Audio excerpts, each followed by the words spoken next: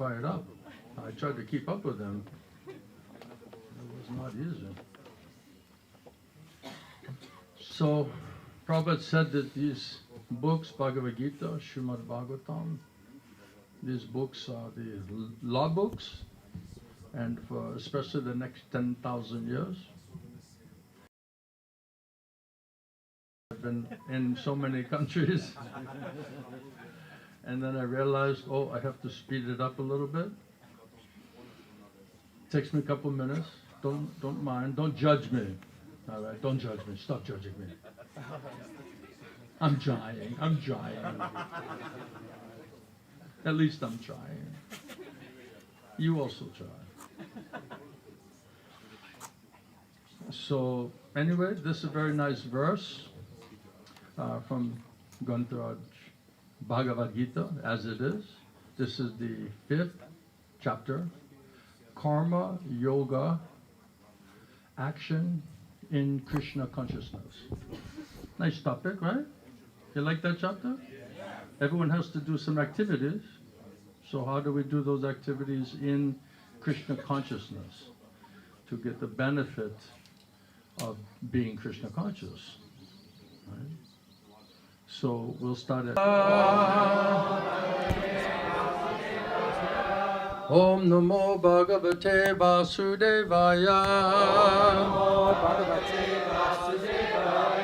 Om Namo Bhagavate Vasudevaya.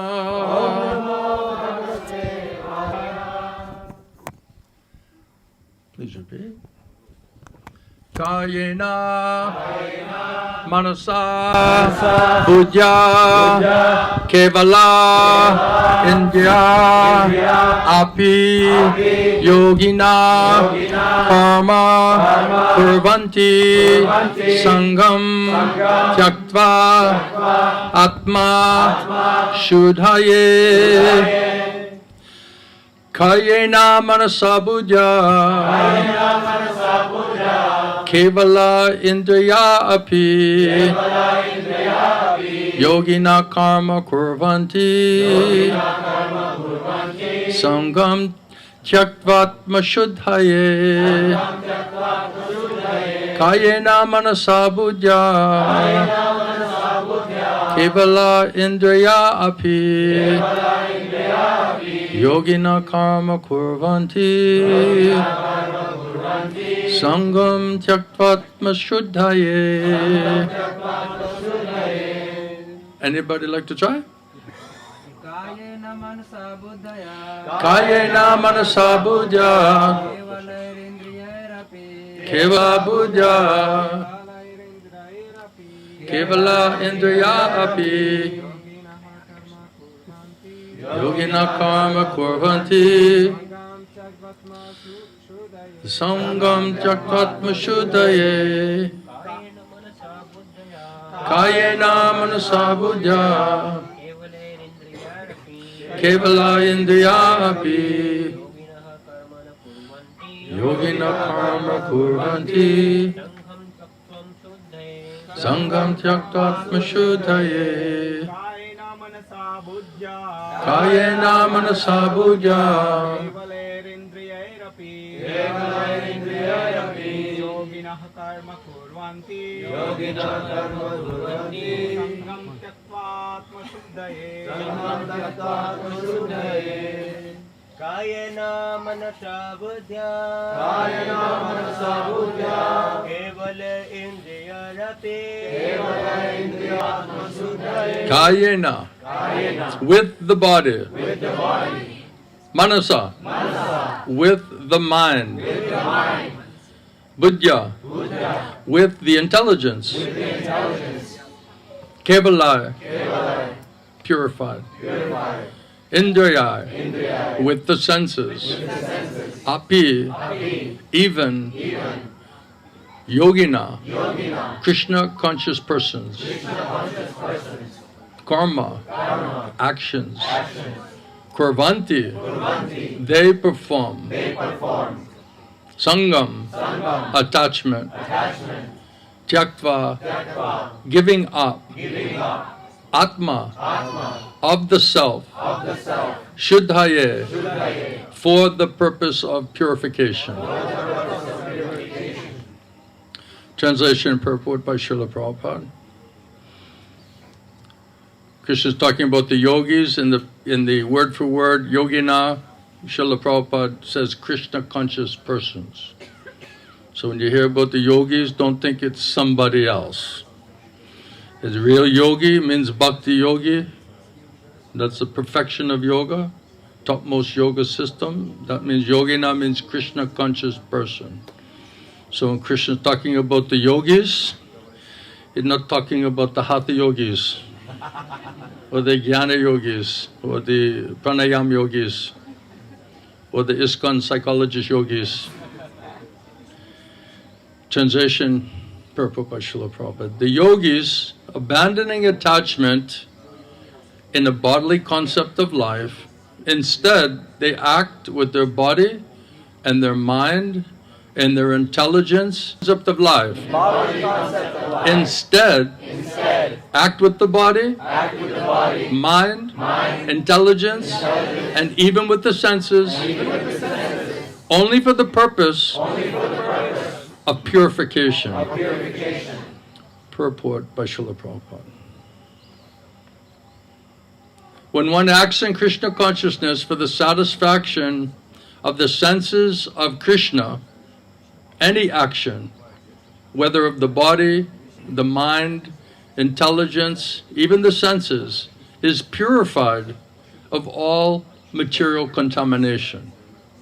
There are no material reactions resulting from the activities of a Krishna conscious person.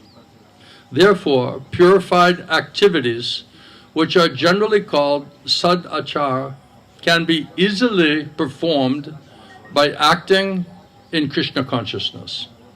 Śrī Rūpa Gosvāmī in his Bhakti-rasāmṛta-sindhu 1.2.187 describes this as follows: Iha yasya hare dasye kāyena manasā gira nikilas api avasta su jivan mukta su uchate.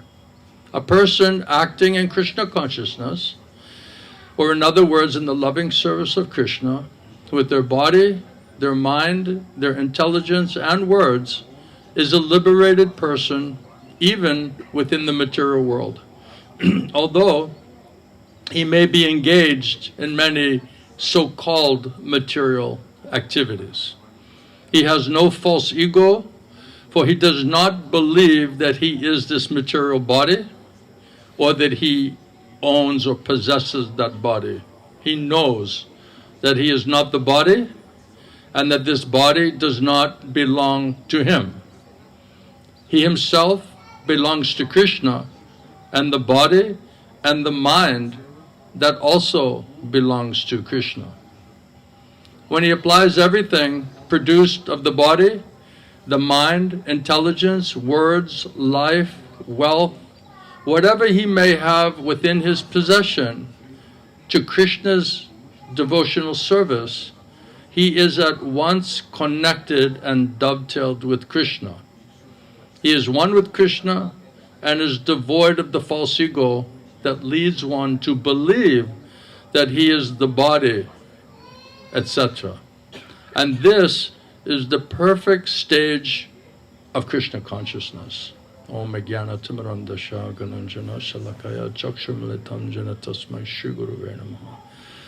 Jai Shri Krishna Chaitanya Prabhu Nityananda Shri Advaita Gadadha Shri Vasudeva Shri Gaura Bhakta Vrinda. Hare Krishna, Krishna Krishna, Hare Hare, Hare Ram, Rama Rama, Hare Hare. Hare Krishna, Krishna Krishna, Hare Hare, Hare Ram, Rama Hare Hare.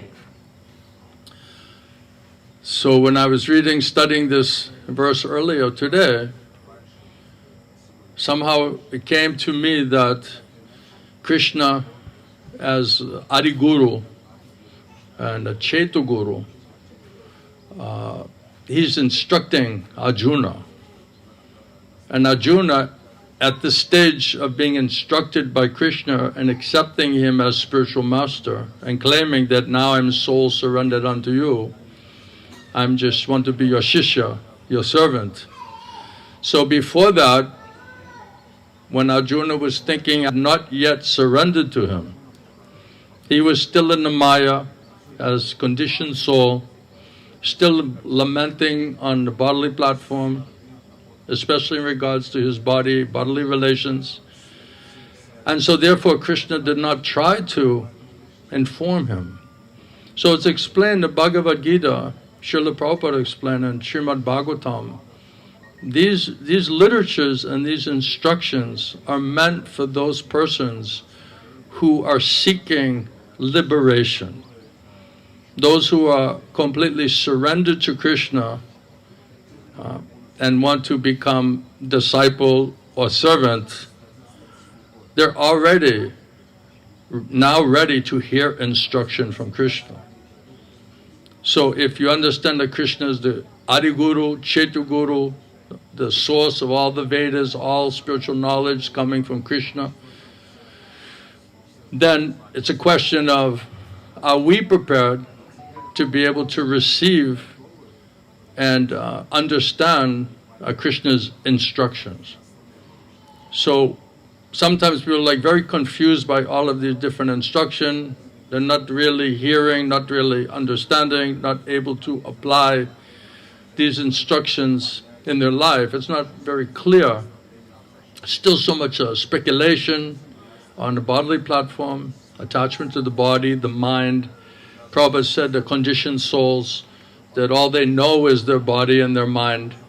So because of this bodily attachment to our body and bodily relations, this is the very definition of being in Maya.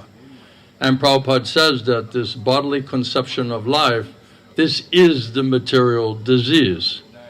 So if one does not realize that they want to gain relief and release from the clutches of Maya and get freed from the suffering of sinful reactions and want to get the strength, understanding how to act in a way which is not the sinful, then they surrender to Kṛṣṇa, and then Kṛṣṇa is able to instruct them directly, like in the case of Arjuna, or indirectly in the case of the Guru, bona fide Guru. So Kṛṣṇa says, if you really want to understand me in truth, means actually, factually, not theoretically or artificially or sentimentally, then first thing is you have to surrender to Kṛṣṇa, and then you have to surrender to Kṛṣṇa's representative. Prabhupada said 2 mercies are required. Mercy of Kṛṣṇa, then the mercy of the Guru. And without those mercy, then we've not proven to ourselves and to Kṛṣṇa that we want to fully surrender to Kṛṣṇa and dedicate our life and really give up Maya and give up all of the sinful thoughts and plans and activities and get purified of the sinful reactions. Therefore, that decision has already been made. So any place that you really go in the Bhagavad Gita, it's Kṛṣṇa already preaching to his disciple, Arjuna, who has already come to understand that I don't want to be in Maya, I don't want to suffer under these laws of karma, action, reaction. He understands there's no real solution. What do you want? Okay, thank you. Then he completely surrendered to Kṛṣṇa. And then he said, let's stop the friendly talks. I need you to be my spiritual master. I need instructions. I need to accept you as my guru. And therefore, I also need to become shishya. I have to become servant, disciple.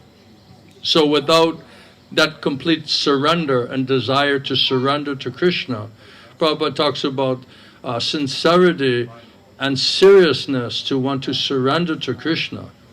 So otherwise, we don't even get the first mercy from Kṛṣṇa. And that mercy, Prabhupada says, the first installment of Krishna's mercy, once we convince him of our sincerity and seriousness. Somehow when you talk sometimes in ISKCON about sincerity and seriousness, everyone gets really uptight, right? And it's a very interesting reaction, because we should always be trying to be as sincere and serious as possible. So when we're talking about this topic, people get uptight and they think like, what are you, like the judge of my sincerity and my seriousness? Right? Why so defensive? That's an interesting study in itself. No, Krishna is a Paramatma Chetu Guru Antayami. Krishna says, I'm in the heart of every living entity. And therefore Krishna, he knows perfectly well. He is the witness and he is the judge of what are our desires, whether it's material or whether it's spiritual. We cannot cheat Krishna. He's a perfect judge. He knows past, present, and future. We cannot hide from Krishna. So he'll determine, right? Nobody is anyone else's judge. We're not sitting here trying to judge your sincerity and your seriousness. We all have to convince Krishna of that sincerity and seriousness to want to completely surrender to him. That's the first requirement. To be able to even begin to understand the instructions from Bhagavad Gita, Srimad Bhagavatam, to the Shastra, to the Guru, to the Paramatma Chetu Guru. That sincere, serious desire to want to surrender to Krishna, this is the first thing that is required. First mercy is Krishna's mercy. Then the first installment of Krishna's mercy, when he sees that we are sincere and serious and want to surrender to him, is he sends us a bona fide spiritual master, who is his own man, is true representative of Krishna. And Krishna will give intelligence and faith from Paramatma Chetu Guru, will give us intelligence and faith to understand who is Krishna's arrangement for us. It's not that we go pick the Guru, it's based on what we deserve, that type of Guru we're given. So Srila Govinda Swami, he'll say, what kind of Guru do you want? You want a Guru sent by Krishna, or do you want a Guru sent by Maya? Now this is very controversial, because everyone's just assuming that every Guru is absolute and pure devotee and representative of Krishna. But that's not necessarily true, because most people are not serious. They're not really serious to completely surrender and dedicate completely, like Arjuna surrender. Right? Not just like, well, a little bit I want to surrender, right? Partial, well, I'll surrender as long as I get something, conditional, or sentimental, artificial. Oh yes, I love Krishna. We're all gopis in the mood of separation. We didn't even get Krishna or bona fide Guru mercy, but we're gopis in separation. Right? So this is very artificial, sentimental misconception. It's based on a misconception. It's a type of cheating.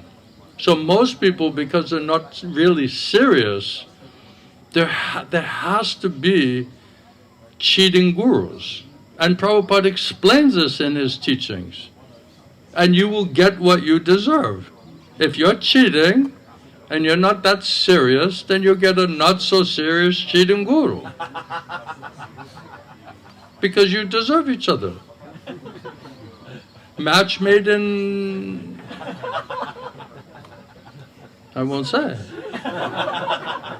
You do the math. You do the math. And then Prabhupada said, if you're very sincere and serious, one person asked Prabhupada in Science of Self-Realization, Prabhupada, it seems very, very difficult, confusing to know all these swamis and yogis, everybody coming to America and England, and all of a sudden they're popping up out of nowhere. So it's very difficult to know like who's really like a bona fide, really a real guru, and who is like a bogus or cheating. So for a common person, it's very difficult to understand this. So he's asking Srila Prabhupada, you can read it in Science of Self-Realization, and this Mr. O'Grady, right? And Srila Prabhupada said, that's not the problem. The problem is, how sincere and serious are you to want to fully surrender to Kṛṣṇa? That's the problem. If we are convinced ourselves and convince Kṛṣṇa by that sincerity and seriousness, then Kṛṣṇa will give you, Prabhupada said, Kṛṣṇa will send to you a very nice guru. Kṛṣṇa will give. And then he'll give you intelligence and faith. And Prabhupada even says, Kṛṣṇa Paramatma will dictate to you that you should accept this person as your spiritual master. So the first installment of Kṛṣṇa's mercy is he sends you bona fide a spiritual master. So without faith in Kṛṣṇa, without faith in the guru, there cannot be genuine surrender and submission. You cannot just artificially surrender. Well, okay, let's make pretend I'm surrendering. So give me some information, let me chew it around, let me try to figure it out. No. You have to convince yourself and Kṛṣṇa, and then have Kṛṣṇa send you a bona fide spiritual master where Kṛṣṇa gives you intelligence and faith on Paramatma Chetaguru level. And he'll dictate, Paramatma Chetaguru will dictate to you who is your guru. I'm quoting Prabhupada's books and teachings, and people in the institution are mad at me because they're saying, we're not interested in the super soul. We're not interested in the Paramatma. Well, if you know that Krishna is the super soul and the Paramatma, Chetaguru, then you would be very interested in the Paramatma super soul, isn't it? And if Prabhupada says that our intelligence and faith comes from Chetaguru, comes from that Adi Guru, Kṛṣṇa in the heart, then how you can just say we're not interested or determined or eager to hear that intelligence and faith that comes from Kṛṣṇa from within the heart.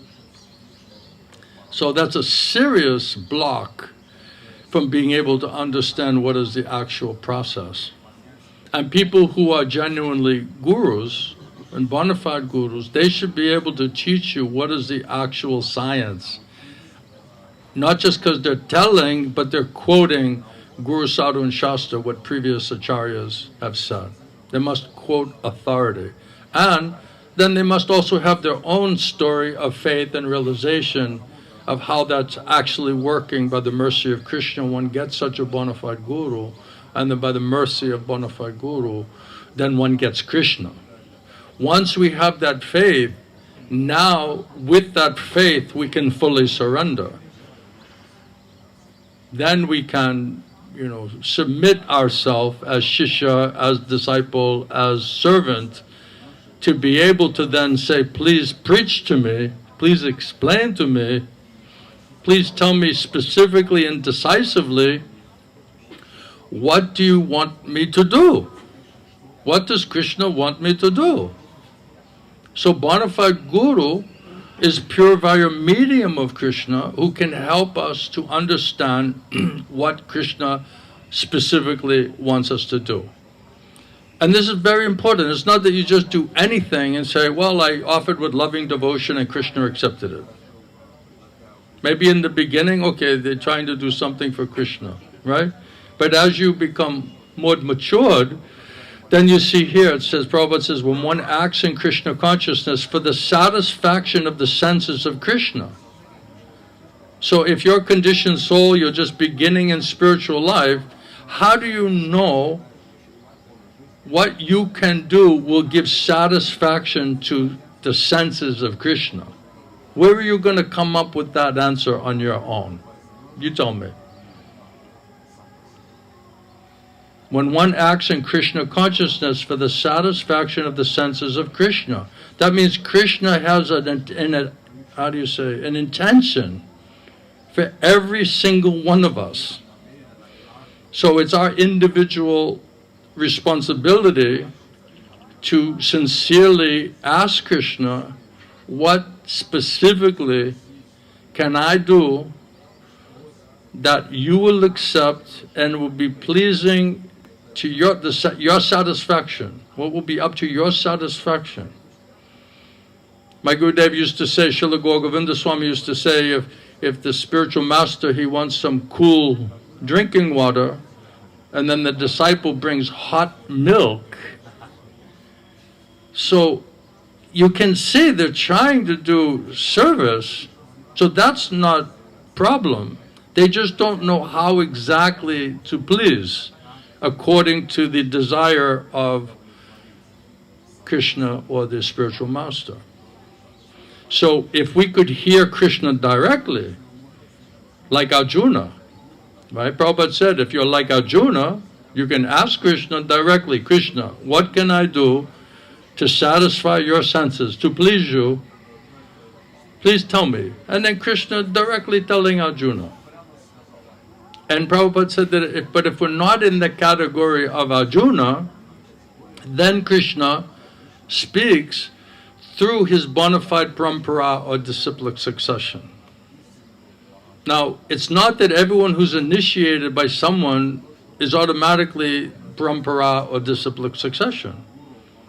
And how you can also know that is that how many people are all saying something different and opposite. If it's all coming from Kṛṣṇa, shouldn't it be exactly the same instruction? So if Kṛṣṇa you want to know absolutely what Kṛṣṇa wants you to do, can't Kṛṣṇa specifically give you intelligence and faith to know what he wants you to do? And then how you go to this guru and that guru and mother and father and friends and senior devotee and advanced pure devotee, all this, and everyone gives a different opinion. Someone says, yes, stay in India. Someone says, no, go to India. Get married. No, don't get married. Right? It's like, how can all of this be coming from Kṛṣṇa if they're all saying something absolutely different or even opposite? It makes no sense. Prabhupada said the bona fide diksha, bona fide shiksha guru, on an absolute platform, bona fide diksha, shiksha guru are equal and identical manifestations of Paramatma Chaitya Guru. So it's Kṛṣṇa telling same thing, same exact thing, through diksha guru, through shiksha guru. If they're bona fide. If they're genuinely pure devotee of Kṛṣṇa, absolutely they'll say exactly the same thing. So when someone asks Srila Prabhupada, after you, who will be the spiritual master in ISKCON? Who will be the next Acharya? One reporter in New York City. And Srila Prabhupada said, Kṛṣṇa will say. So it's ultimately up to Kṛṣṇa who he wants to speak through. You cannot just put on some sannyas dress, get a danda, study some shlokas, even get a stamp that you're a guru, and act like you're pure via medium of Kṛṣṇa. If Kṛṣṇa doesn't want to speak through you, what are you going to say? What will you say? So it's all going on. One person, he writes books on Diksha Shiksha Guru. He came to Bhubaneswar. And he's telling the Guru doesn't have to be liberated. He doesn't have to have relationship with the Paramatma Chaitya Guru. And I asked him, I said, Maharaj, can I ask you a question? Yes. I said, if a disciple comes to you, such a guru, and asks you, what does Kṛṣṇa want me to do? How do you answer that disciple's question? Where do you go to get that answer, Maharaj? Right? And he said, well, sometimes he gets it right, and sometimes he doesn't get it right. And whether it's right or not right, honest to God, this is how he answered the question. Whether it's right or not right doesn't allow you cannot criticize that guru because he's trying to help you.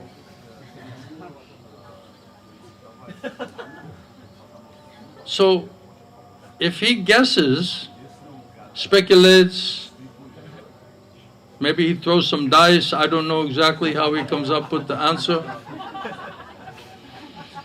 Maybe he has someone reading tarot cards in the back, I don't know. Maybe he has an earpiece, someone's like, just tell him, I don't know.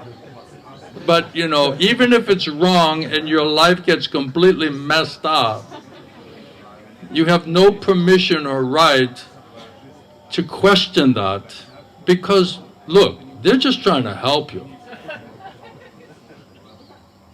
So if you really want this type of guru, they're available.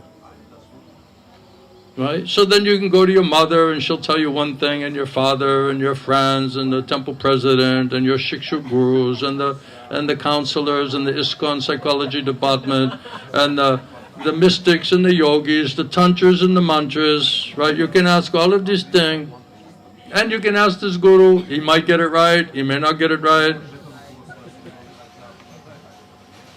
So my question is, if you're sincere and serious, won't Kṛṣṇa directly answer your question? Without any doubt? Is Kṛṣṇa not capable of giving you intelligence and faith where you have no doubt what Kṛṣṇa wants? Arjuna is telling Kṛṣṇa, I want you, please accept me as your Shishya. Tell me decisively, specifically, without any doubt, what is in my best interest? If we could hear directly from Kṛṣṇa, like Arjuna, then you don't need a guru. And Kṛṣṇa is your guru. If we're not like that, then Prabhupada said, then Kṛṣṇa only speaks through bona fide, authorized parampara, disciplic succession. And even still, if everyone's saying they're parampara, disciplic succession, well, who is and who isn't? It still begs the same question.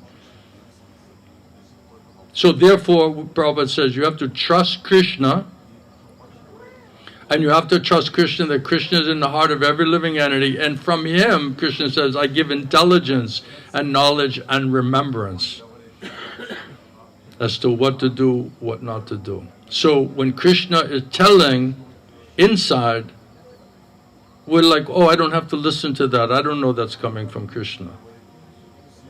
And Kṛṣṇa's like, I'm trying to help them. They can't hear me. And then Maya comes, dresses up like everything is spiritual, and says something, and it's like, oh, Kṛṣṇa's telling me to do like this. I feel it in my heart. It keeps coming in my mind. And it just keeps coming in front of me, and I feel really good about it. So I really think this is what Kṛṣṇa wants me to do. So when Kṛṣṇa is telling, we can't hear it, we're not accepting it. When Maya's telling, we're thinking, oh, it's Kṛṣṇa. Right? And this is not just our dilemma.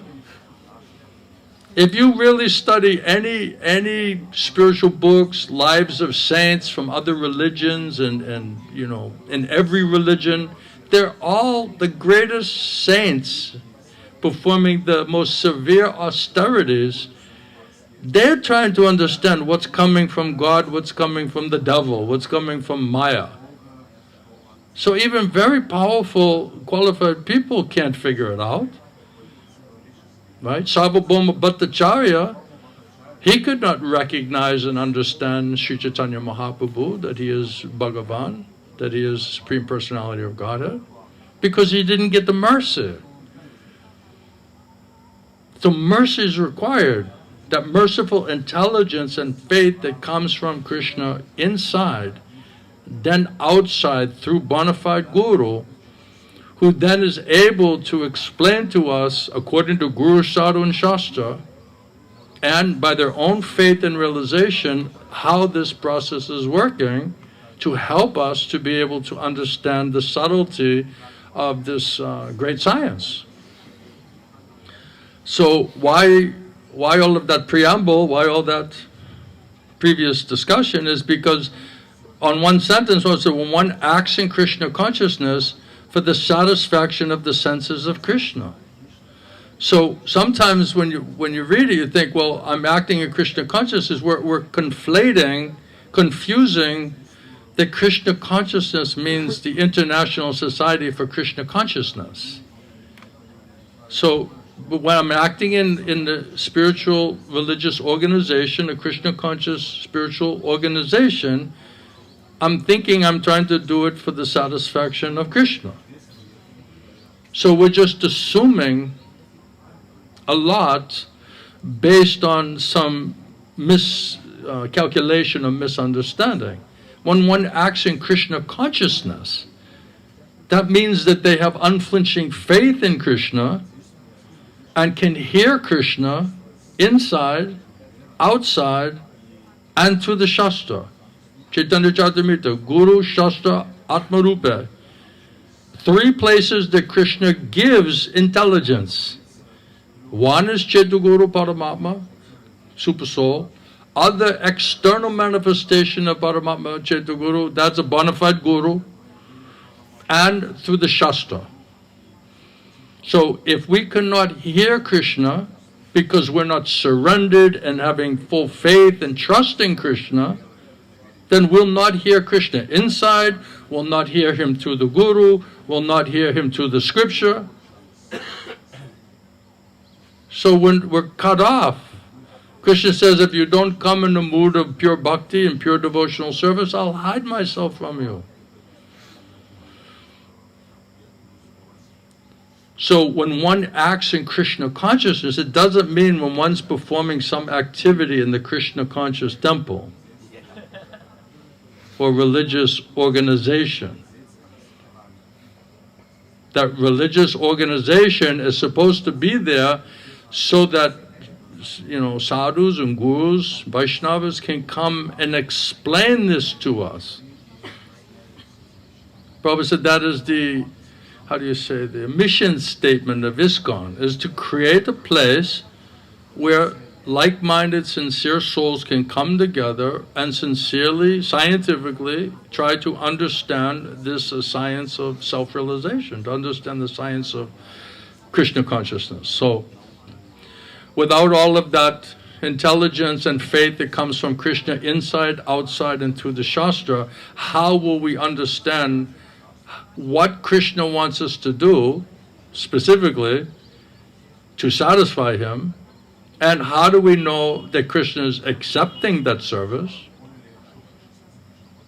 And then how do we receive the reciprocation from Krishna to basically substantiate and give us further faith and understanding that Krishna accepted your service? Krishna says, as you surrender unto me, then I reward you accordingly. So if we're working so hard and we're doing all the sadhana and we're doing so much seva, right? We're thinking we're working in Krishna consciousness and just trying to satisfy the senses of Krishna. But the problem is that the reciprocation and the reward doesn't add up. So our estimation of the quality and the quantity of our surrender and service, it's not matching with the reciprocation that we're getting from Krishna. And that will create doubts, and it will be disturbing because you're killing yourself and then you're not making any advancement. You're not feeling any, spiritual reciprocation. Prabhupada said you judge by the results. But what if the results are not really manifesting? So if the results are not manifesting, we have to be scientific and we have to be honest. Huh? Yeah, we got a problem. Houston, we got a problem. Right? Something's not adding up. Sometimes I make a joke. I say, maybe Krishna's not good with mathematics. Maybe he has a math problem. And then what happens is then we get discouraged, we become confused, we become even, you can lose your faith. Just like, okay, no matter how hard you work, no matter what you do, no matter how sincere you're trying to be, the results are not coming. So it's our responsibility to ask the question, why am I not getting sufficient, satisfactory results? That's my responsibility. Right? If you're an engineer and you're doing something and it's not working properly, you got to go back. Okay, there must be some problem here, because the result is not manifesting. So Prabhupada said you judge by the results, right? So we should be constantly seeing the results, spiritual results, not materialistic results. And then if we're not satisfied with the results, then maybe we misunderstood something, right? So maybe it's me.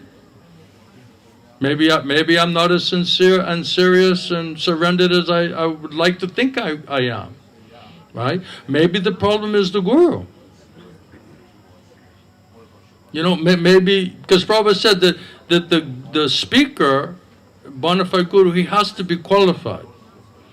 And the hearer, they must also be qualified. So if both the speaker and the hearer are qualified, then one can become Kṛṣṇaized, Prabhupada said. So Prabhupada gives the example, if the man is not potent and the woman is not fertile, you cannot conceive of a child. So something's wrong, right? Like if there's no child coming, the wife is saying, well, it's not me. And the husband's saying, well, certainly it's not me. Right? Then they got to go find out who is it. And that must be very humbling, you know. Maybe the doctor said, actually, it's both of you. Then it's like, all right, you know, we can be humble together, you know. So anyway, the point is that we judge by the result, and if we're not getting the result, that's ultimately our responsibility. And we have to always say, okay, am I satisfied? Am I satisfied with my results? If I have so many questions, so much misunderstanding, so many doubts, doubts are like demons. It's the responsibility of the spiritual master to answer your question in such a way that it clears your doubt. The doubts are like demons, Kṛṣṇa says, and it undermines your faith and determination to want to continue to try to surrender and perform devotional service. So this has to be cleared. It needs to be understood properly.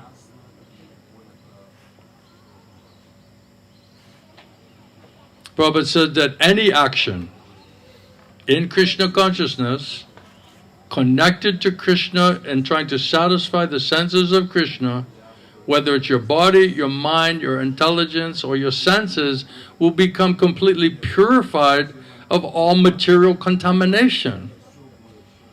So Kṛṣṇa says, to those who want to surrender and serve me, then I, as the Paramatma Super Soul within the heart of my devotee, I purify and free them from this Dhamma gun, from the ignorance. So Prabhupada explained that Kṛṣṇa is purest of the pure, and if we can somehow hear from Kṛṣṇa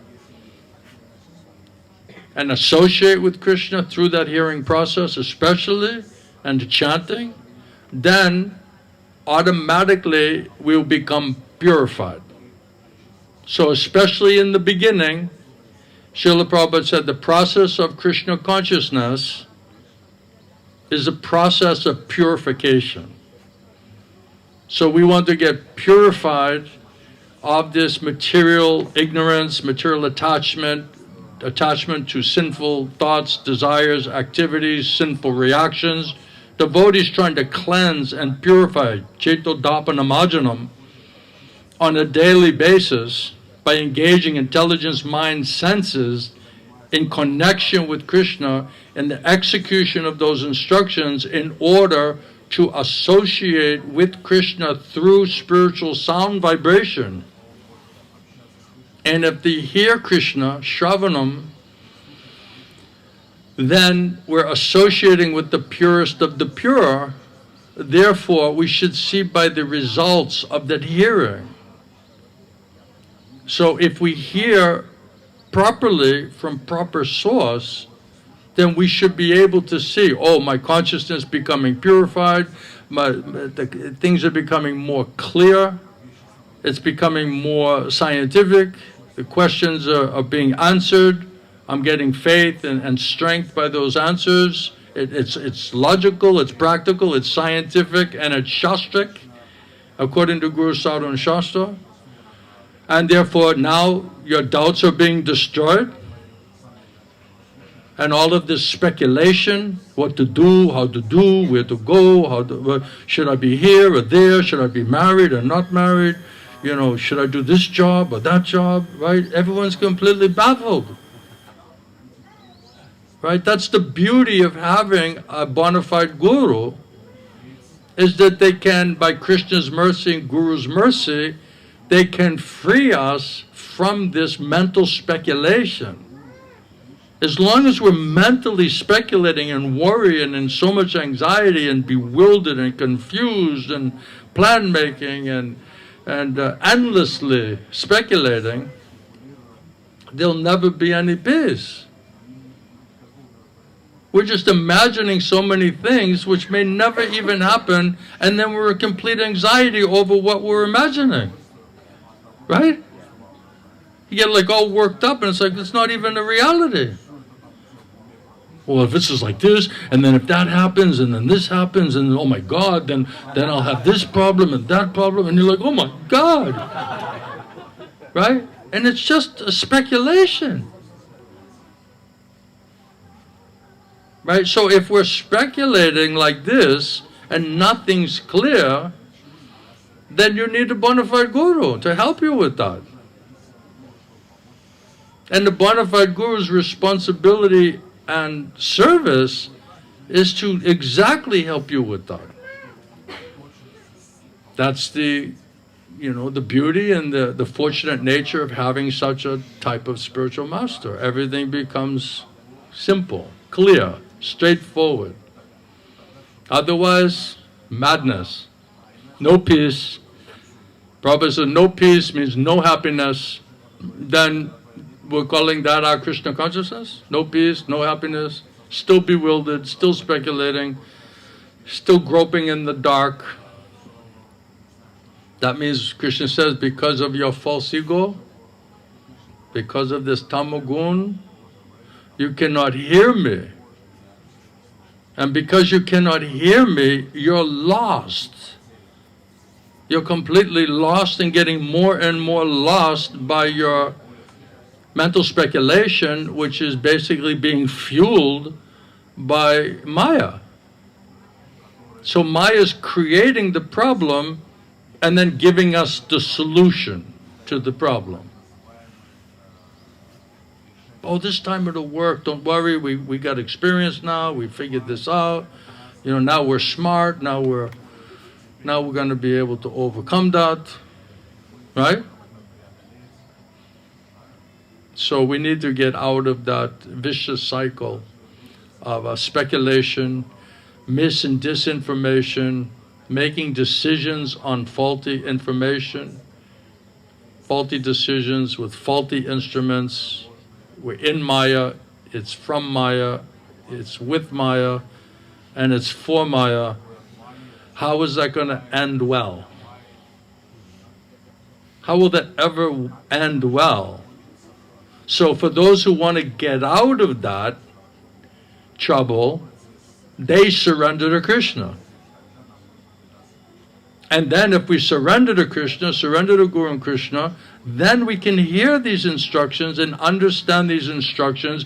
The Katha, Harikatha, Krishna Katha will enter inside of us and will be able to get purified of all of this contamination, pollution, and misunderstanding, resentments, lamentation, illusion, anxiety,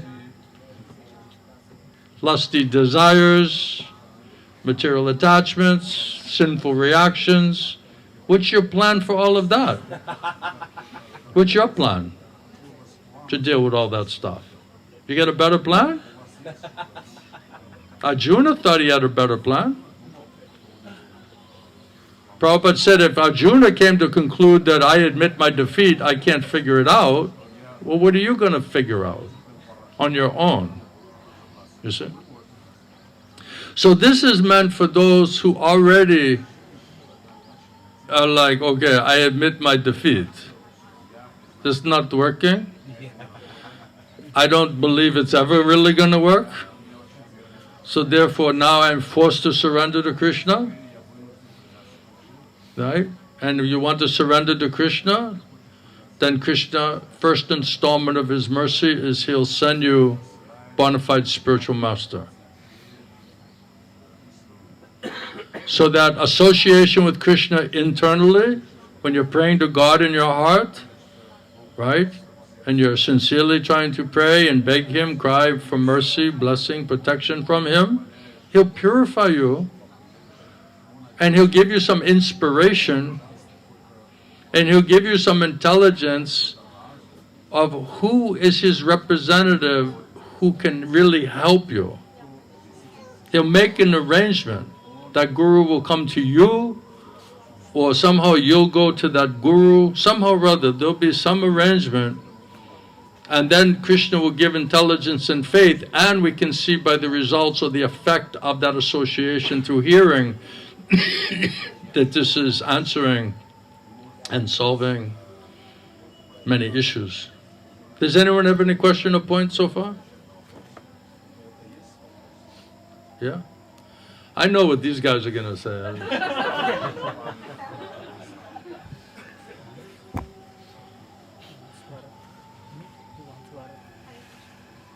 Hare Krishna, yeah.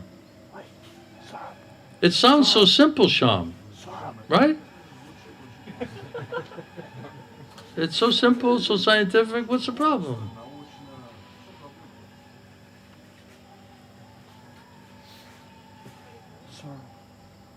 Let me ask you a question.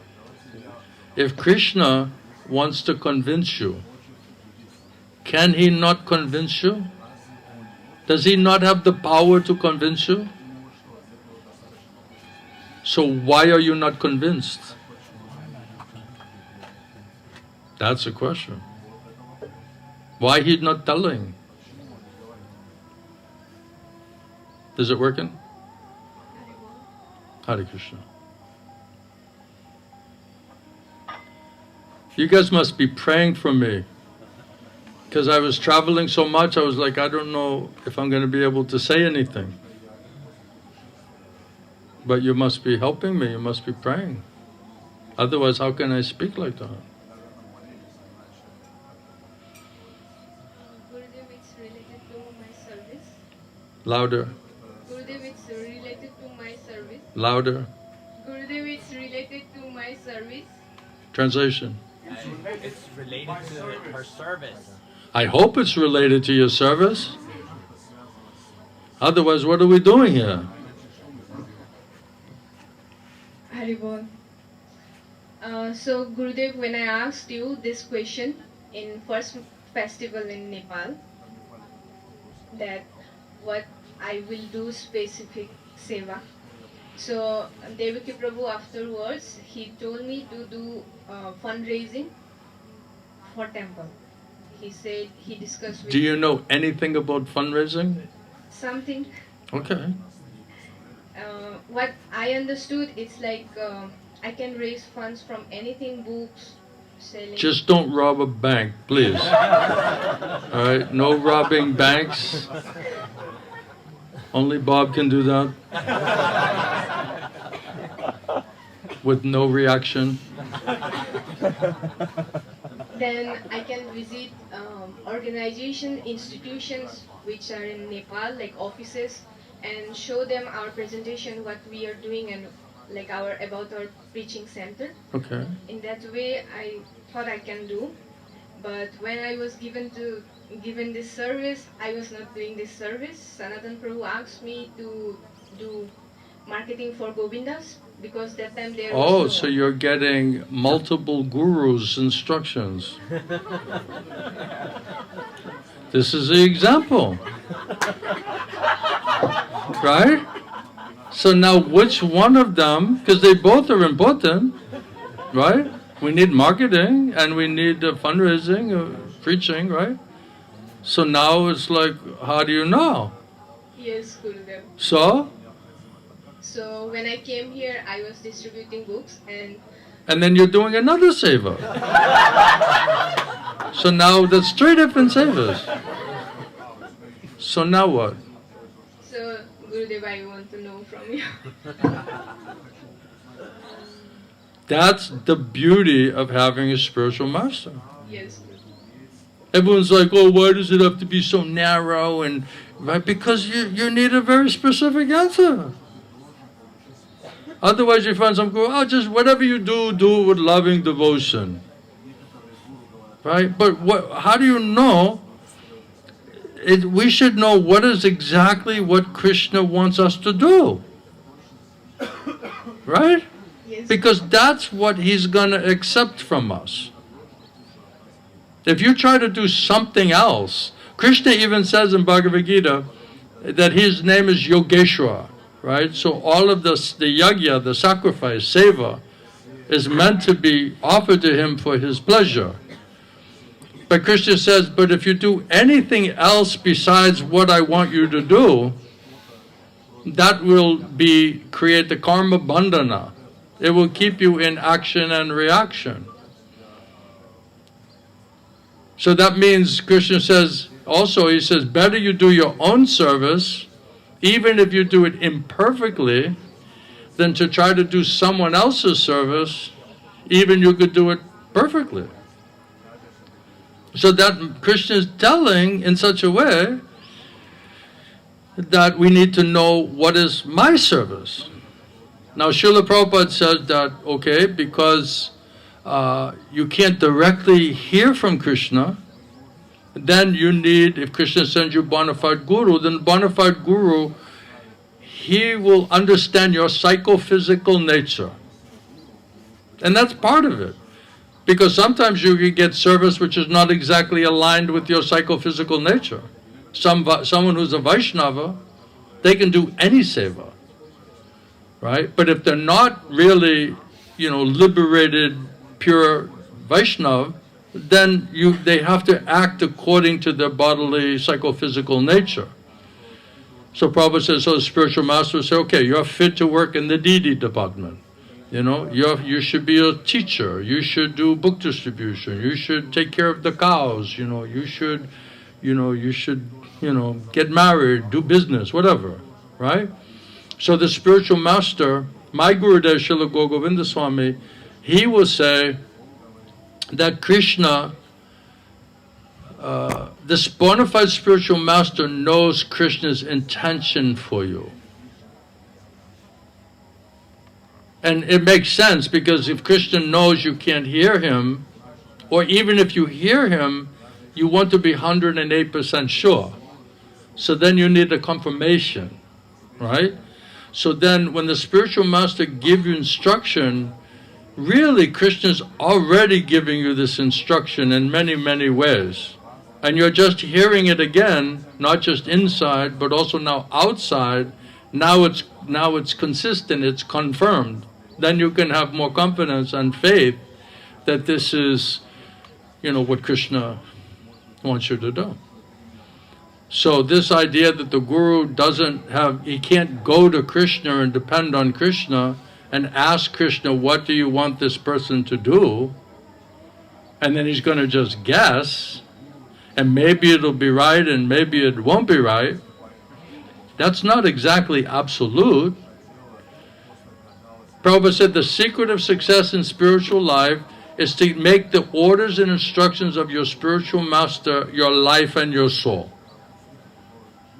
So I go to this guru and he's telling me it's a 50-50 chance that I might get this instruction wrong that I'm about to give you.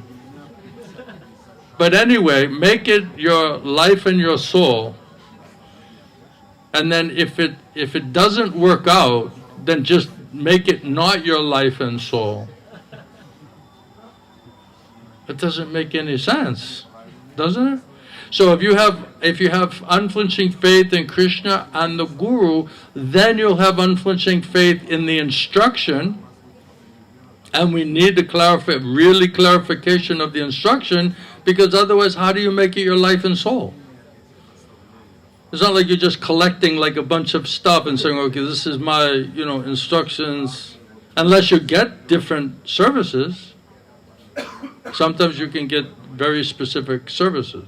So the general instructions is based on hearing and chanting, right? Chanting 16 rounds, hearing Śrīmad Bhagavatam, Bhagavad Gita, right? Everybody has to hear and chant sufficiently and properly, Nityam Bhagavata Sevaya. Then there's specific services that also we have to understand what does Kṛṣṇa specifically want us to do. So I remember one time my service was to distribute books, and I was getting tired of book distribution because it was so difficult sometimes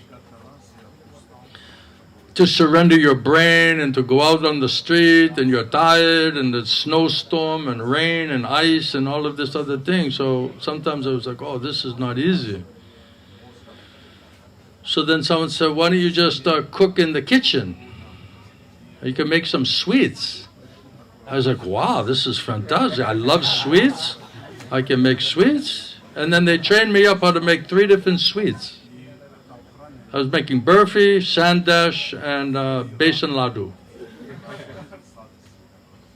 And I'm in the kitchen, right? I'm like, I don't have to go out in the ice cold snow. I'm making burfi. I'm like, put some extra cream in there. And devotees, they love it. They're telling this is the best burfi we ever ate, right? And then I'm sitting there like, doing my seva. And all of a sudden, Kṛṣṇa was just like, what are you doing? You're supposed to be distributing books. You're hiding in the kitchen. And you're just trying to make sweets. You're skillfully avoiding surrendering to book distribution. And then I just literally like put it down and I just said, got someone else. Because I understood this is not my seva. But I had to go through that, you know what I mean? Because if we try to do something else that Kṛṣṇa doesn't want us to do, it means whatever else you're trying to do, Kṛṣṇa not going to accept it. He's only going to accept what he wants you to do. But if you don't know what you're supposed to do, then how do you know that you're satisfying the senses of Kṛṣṇa? It's very personal. This is personalism. You don't just say, okay, I did here, Kṛṣṇa, I did this for you. I offered it with loving devotion. Just accept it.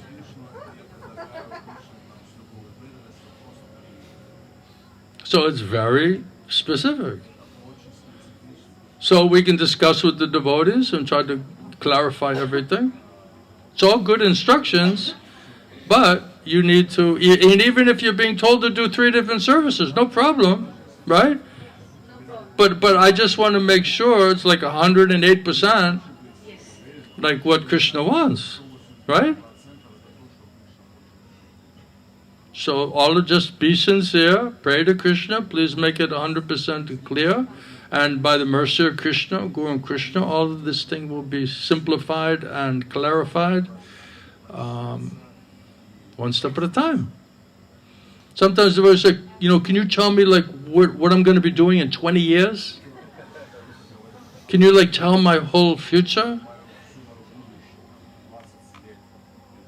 And I say, well, we have minute independence. And so every moment we're misusing or using properly or misusing our independence. So how do I know whether you're going to misuse or properly use your minute independence? You yourself will create your future based on whether we properly use or misuse our minute independence. So how can I say right now what choices you'll make in the future? It doesn't make any sense. So you have to take it one step at a time. Like what's right in front of you, this is my duty, this is what I need to do. Now next week, next month, next year, 10 years from now, if Kṛṣṇa wants to add something, subtract something, change something, then by mercy of Guru and Kṛṣṇa, then that will be explained to you. See, once it says here that once you realize that the body, mind, intelligence, soul, that all belongs to Kṛṣṇa. It says here, was it previously?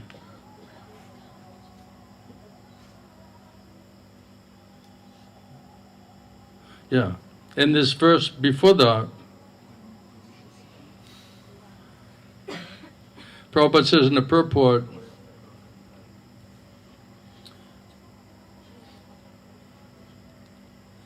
he quoting from Ishupanishad, and he said that everything is directly related to the Supreme Brahman or Kṛṣṇa, and thus everything is Kṛṣṇa's energy, and therefore everything belongs to him only.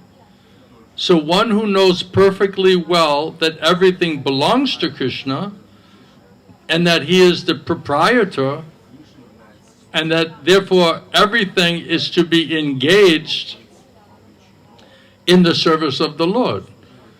So how does Kṛṣṇa want us to use, engage our intelligence, mind, and senses, and our soul, which all belong to him? How do we engage those things directly in devotional service for the pleasure of the Lord? That's the definition of pure devotional service.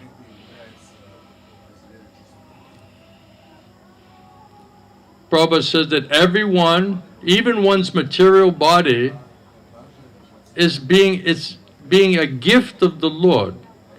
So Kṛṣṇa is giving us the gift of the body for carrying out a particular type of action.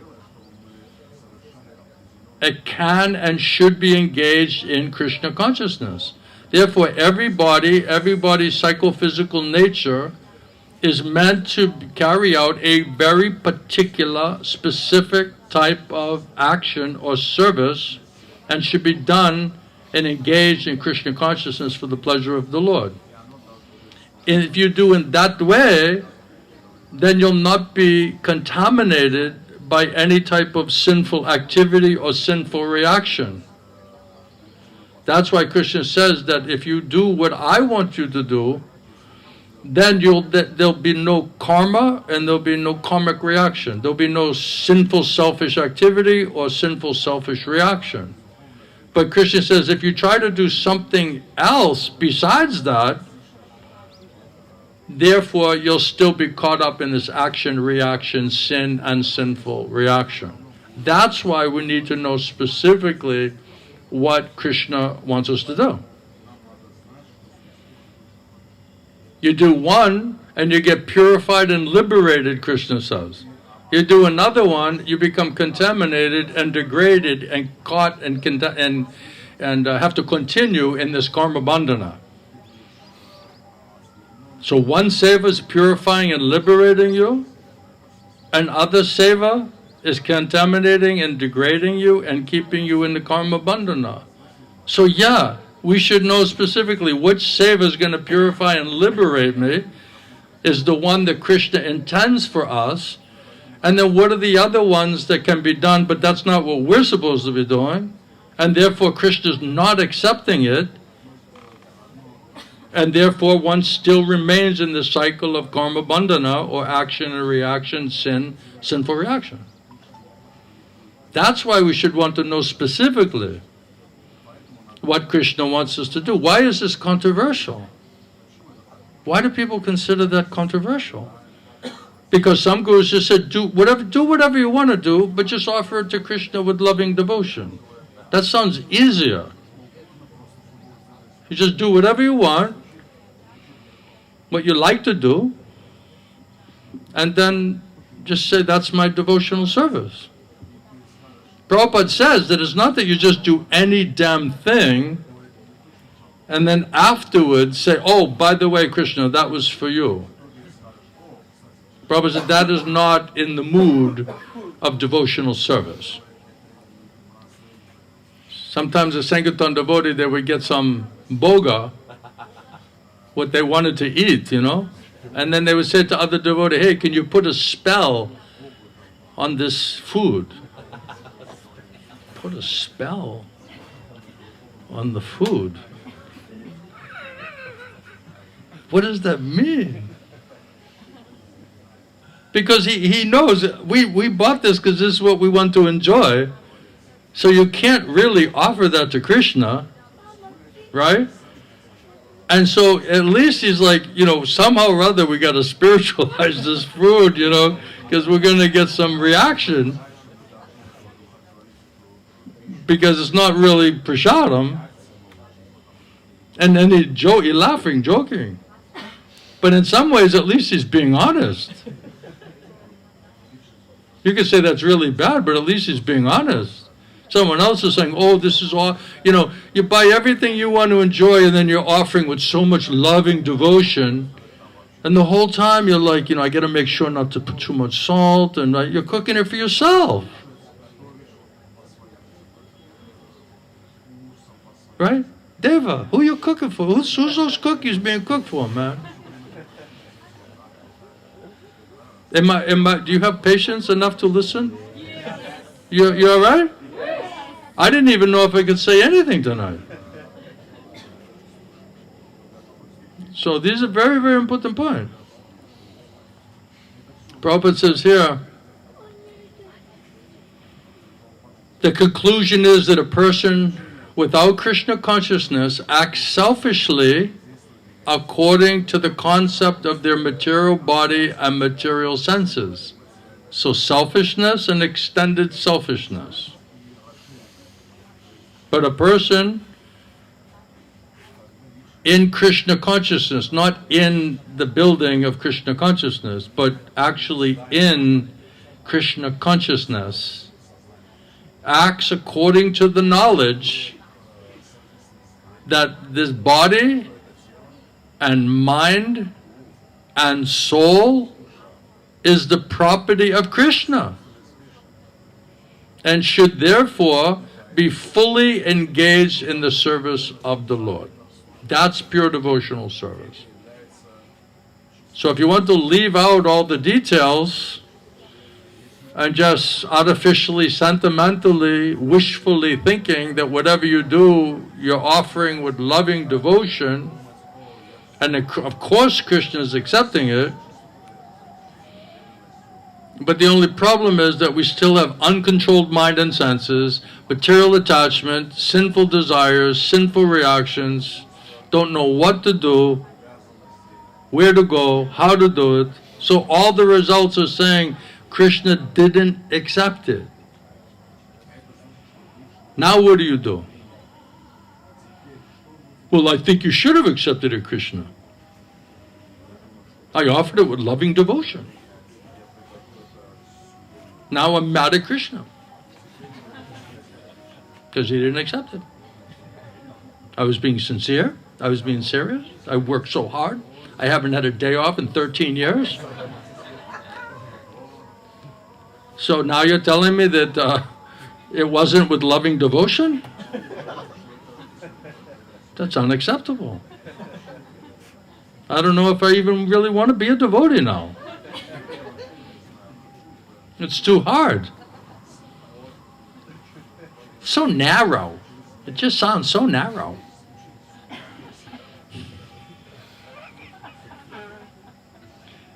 Prabhupada said, yes, in the beginning I said, come, chant, dance, take prasadam, and go back to Godhead. And then Prabhupada laughing, he said, you see, I had to cheat you Because if I told you what it's really going to take, none of you would have joined. So we got cheated. As soon as someone gave us some halava, and we surrendered after that halava, we got cheated. Let's be honest. Prasadam, special mercy, cheated us into surrendering to Krishna consciousness. Prasadam made all of us a devotee. If there's no prasad, would anyone be here? No way. This does not mean I'm asking for halava. Please, don't misunderstand. Every time I tell that, the next day I have halava in my... And of course Adam wants to eat halava, so he's like, oh, Gurudev gave me intelligence and faith, I should make halava.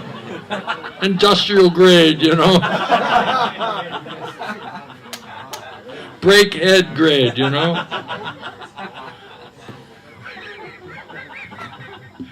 Then I go to give class, like nobody's here. I'm like, where is everybody? This all they had is halava, you know. They're still recovering, you know. They should wake up around, 5 p.m., you know. They're in a deep sleep right now. He put a spell on it, you know. And then people drag their body, and I'm looking at everyone like, they look like zombies, you know. Can you tell us something about difference between mixed bhakti and pure bhakti?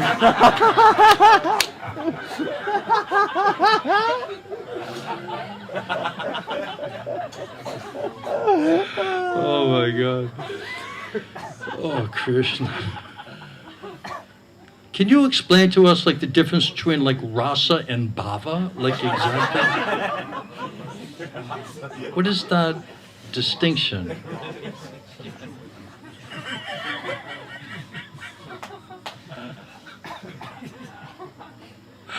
Asking for a friend.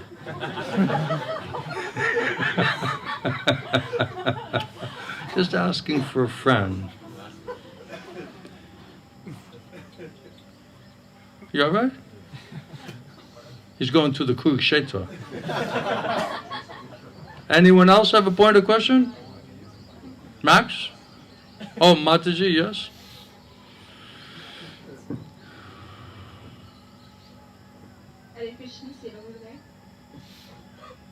So what kind of guru do you want? Do you want the guru where he doesn't he just lets you do whatever you want to do? And then just, he just says, oh, very nice, just offer it to Krishna with loving devotion? You can have that kind of guru. But there's no guarantee that Krishna is going to accept your seva. Yeah?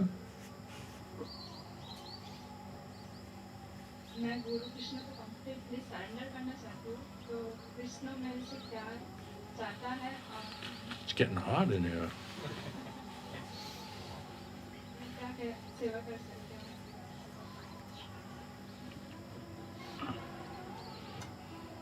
I want to surrender to Guru and Krishna. So what in this life? Yeah. Stand up. Thank you. She's asking that she wants to surrender to Guru and Krishna. So what does Krishna want her to do?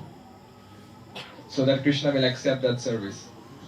Well, the first thing is we have to, when you hear the class like this, then sometimes if you're smart, you'll say, oh, better I surrender to Krishna. Right? But then we have to, Krishna is the witness and the judge. And then he'll just see, is this like real? Or is this like a temporary phenomenon? So when Krishna is the witness and the judge, then he'll give you intelligence and faith step by step to know what he wants you to do. Just keep praying like that, and then it will all come in such a way that Kṛṣṇa will hear your prayer and He'll answer your question and He'll give you intelligence and faith and He'll 100% convince you. Just have that faith, but still try to be sincere and serious and make it real, make it deep, not light, not lagu.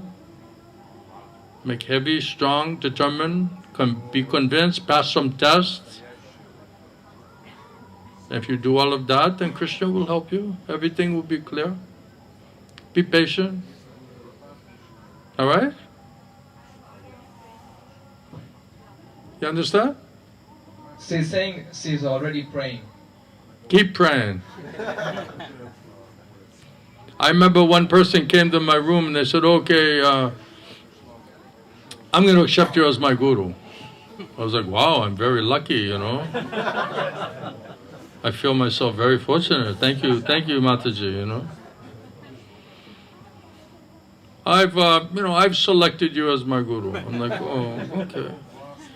And I'm like, but I didn't select you as my disciple, you know. And she was like, she's just thinking, well, when I selected you, then that's a done deal, you know. But the spiritual master, he also testing. Like how serious are they, how obedient will they be, whether they'll sincerely try to follow the instructions.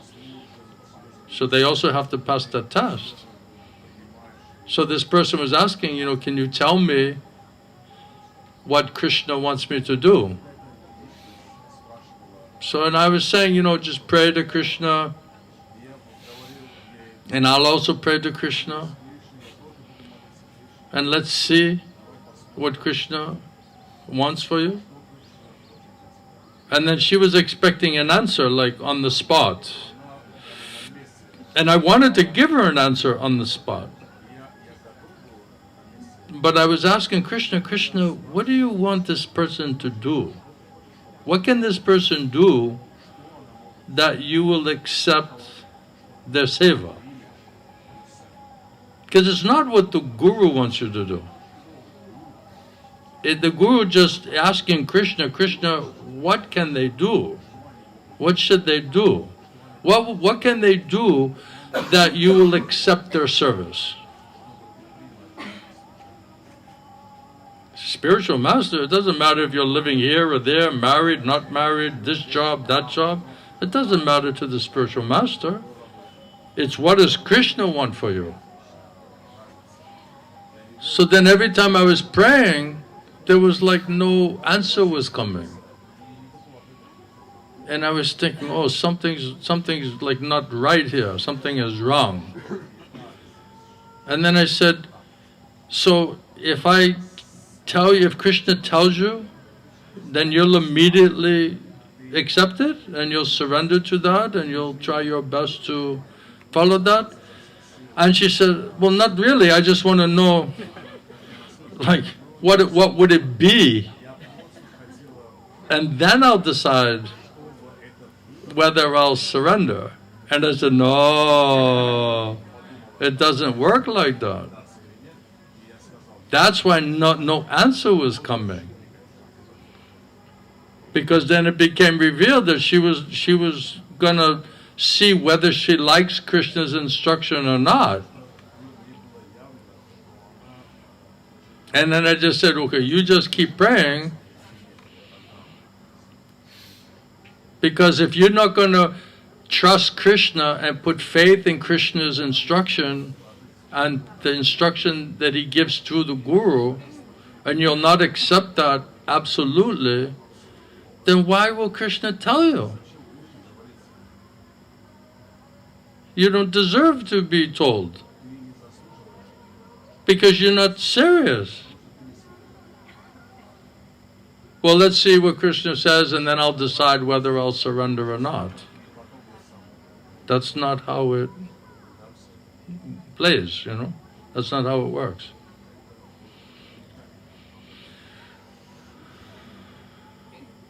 So just keep praying like that and everything will become clear. When I understood by Prabhupada's mercy, Gurudev's mercy, that my Guru is pure via medium of Kṛṣṇa, Krishna speaking through him, then I asked him, what does Krishna want me to do? And he said, come to Bhubaneswar. And I was like, I don't even know what is Bhubaneswar. I never heard that word before. I had to go on a Google map, find out what is Bhubaneswar. I didn't even know how to spell it. And then, I was like, and I was married, I had child. And then Gurudev is just saying, come to Bhubaneswar. So somehow or other, I went to Bhubaneswar. Because that's what Krishna wants me to do. I don't know what I'm going to find there. I don't know what's going to happen there. This is the next thing Krishna wants me to do. I want to surrender to Krishna. Krishna gave me faith that he gave me that instruction through my Guru. That means Guru and Krishna want me to come to Bhubaneswar. I'm going to Bhubaneswar. Then later on, then I brought my family there as well.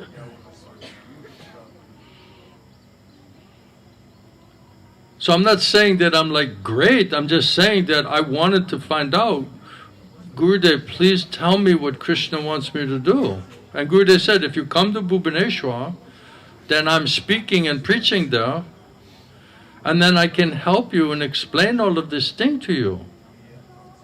Then you can get a proper understanding. And then later, then he told me try to help the other devotees. So whatever I learned from him, by his mercy, I'm just trying to share that with all of you. What's my crime? We want everybody to be happy. He's expecting us to be happy. He's not allowing anyone unhappy to stay in his classes. If you want to be miserable and stay miserable, then don't come.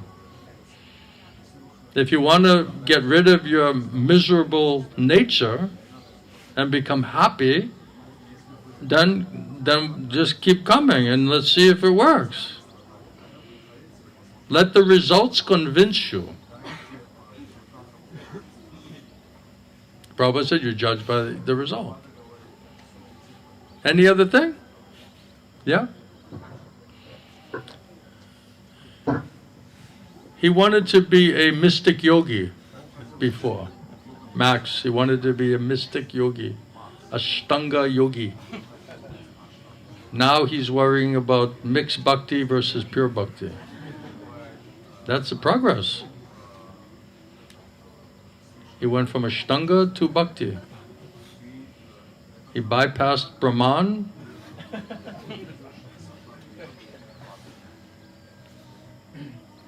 Hare Krishna, Shri. I will. You said earlier that Krishna is all-powerful and he has the power to convince me. So... Maybe not you.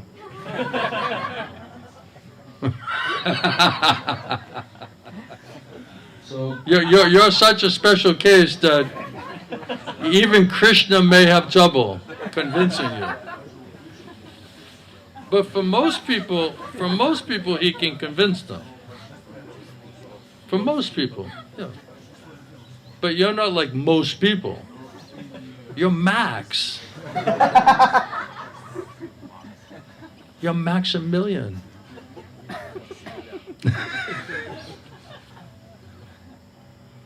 The real question is, do we want to be convinced? That's really the problem. It's not that Krishna can't convince us. It's just we don't want to be convinced. Because we're attached to our own idea, our own plan, our own desires.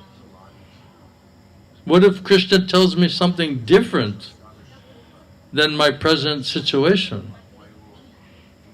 It will disrupt my whole future idea and plan. And maybe I won't get all of my desires fulfilled. So I'm afraid to ask Kṛṣṇa. Maya's like, aren't you afraid to know, like absolutely? Even Arjuna became afraid. Right? He had some fear. He said, Kṛṣṇa, what if I give up all of my material life and I try to surrender to you, but then I don't make it? So then that looks like I lost materially and I lost out spiritually. So then I'll be like a riven cloud. I have like nothing to do, nowhere to go. So this is trick of Maya, that you have to fully surrender, otherwise your whole life will be a complete disaster. And it really will, but not because of bhakti, not because of trying to surrender to Kṛṣṇa, but because you're putting more faith and trust in Maya and listening to your own stupid mind than listening to Kṛṣṇa, Guru and Kṛṣṇa, and their instructions.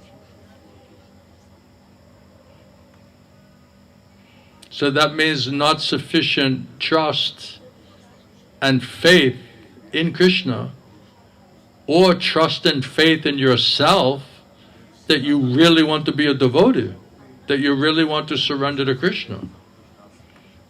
That's why I always say, we have to be convinced, first of all. And material nature, heavy lashes of Maya, this is meant to convince us. When Arjuna couldn't take it one more moment, and he saw no real solution, then he surrendered. So that's where the Bhagavad Gita really kind of starts. And the rest of the Bhagavad Gita is all Kṛṣṇa acting as a guru, preaching to his disciple, his shishya, Arjuna. So to hear and understand Krishna's instructions means you have to be in the position of Arjuna. You have to have already had unflinching faith in Kṛṣṇa, enough that you know only surrendering to Kṛṣṇa can any of this be solved. Then you can hear Bhagavad Gita. If we don't come to that point, you cannot hear and understand anything from the Bhagavad Gita. It will just go in one ear and out the other ear. You won't be able to capture it. You won't be able to take advantage of it, because we didn't meet the prerequisite of being bona fide shishya, servant, subordinate, submissive, all reception, eagerness, greediness to know what does Kṛṣṇa specifically want us to do. Only then can you hear Bhagavad Gita. So you have people, they didn't even get the first mercy. And they're bypassing Bhagavad Gita, and they're jumping to 10th canto of Srimad Bhagavatam. Sahaja. Offenders. How can you jump there if you don't even get the first two mercy? And then you're jumping and putting yourself on the Bhava Prema platform, artificially, cheaply. It's all going on. So, are we solving anything? I just want to accept this process. You what? I just want to accept this process. You want to accept this process? Yes. But something's... You have to surrender. If you surrender, then you have possibility of accepting the process. If you don't surrender, you don't understand the process, you don't have unflinching faith in the process, then how can you accept the process? Externally, So it's just your theoretical understanding of the process? Is that what you're accepting? externally, I'm surrendered, for sure. I'm doing all the I programs. don't know if that's for sure. Can anyone say he's externally surrendered? To Maya or Krishna? For sure. Be sure.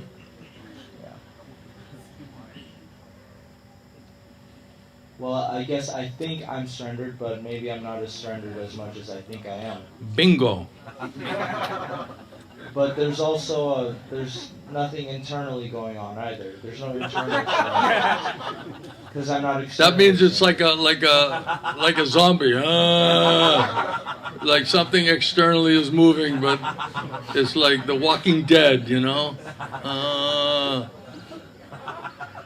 And then he wants to know what's the difference between mixed bhakti and pure bhakti.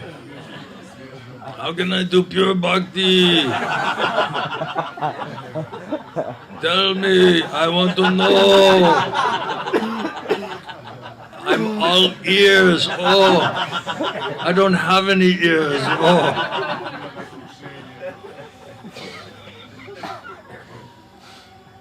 What should I do? Should I do? What should I Please help me.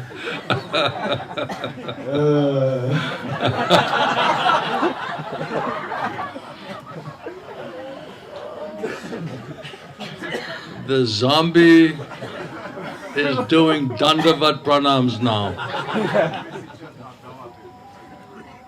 At least you're in Mayapur, you know. Get some dust, put it on your head. Get some prasad, some mercy, right? You're in the right place to get extra special mercy. And everybody's in that condition, really. In the Kali Yuga, very, very bad age. Kalau Shudra Sambhava. That means less than Shudra. Prabhupada says that the Shudra, real Shudra, he's engaged in Daivi Varnashram. And if you're not engaged in Daivi Varnashram, you're not human consciousness. You're an animal consciousness. That's a pretty shocking statement. I don't feel like an animal. They're called two-legged animals. No horns and no tail. Gurudev used to say like that. So when we realize that we're like animal consciousness, that's a far different platform than intellectually, you know, extrapolating the difference between rasa and bhava. First you have to start the process. Prabhupada says the process of Krishna consciousness is the process of purification.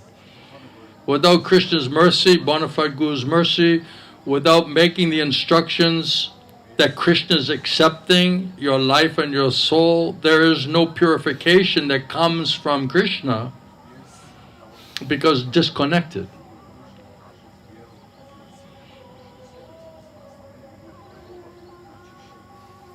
So where is Krishna? Where are we? Are we associating? Can we hear Krishna? Inside, outside, through the Shastra? That means animal consciousness. That means, you know, tamagun, rajagun platform.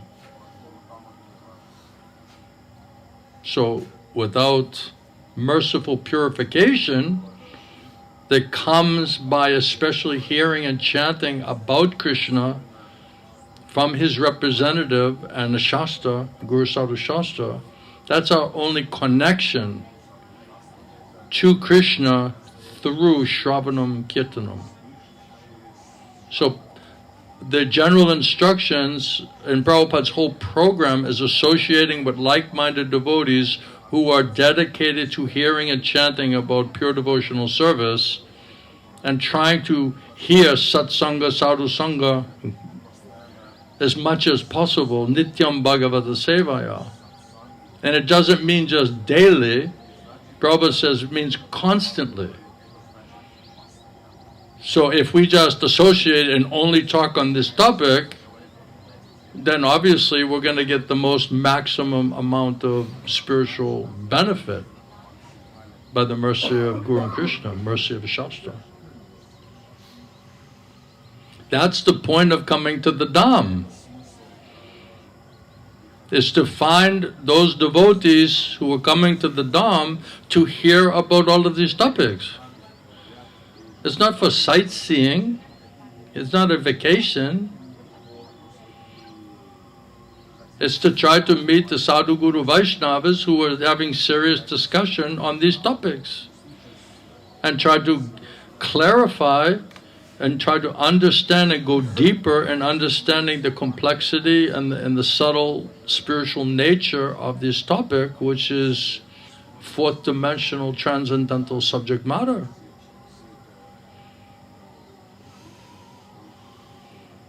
Make sense? You guys surviving? You alright? Anybody else? Yeah? Looks like the Matajis are more fired up than the Prabhus tonight. This is usually what happens. Prabhupada says that. If you go to all the churches and temples, it's mostly women. Because they're a little bit more simple, usually, and they have a nice service attitude, usually. Men are like, Purusha Abhiman. I'm a man. Yeah. हरे कृष्णा श्री गुरुदेव। जैसे पहले आप बताएं कि अगर कोई भी अगर कोई सेवा करता है जो कृष्णा उससे नहीं चाहते हैं, तो फिर वो उनको कर्म बंधन में डालता है।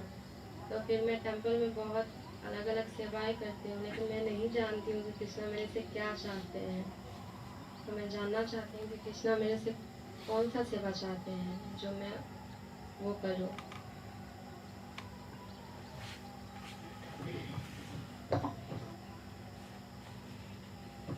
So, like you said, if we don't do what Krishna wants us to do, it will put us in karma bandhana.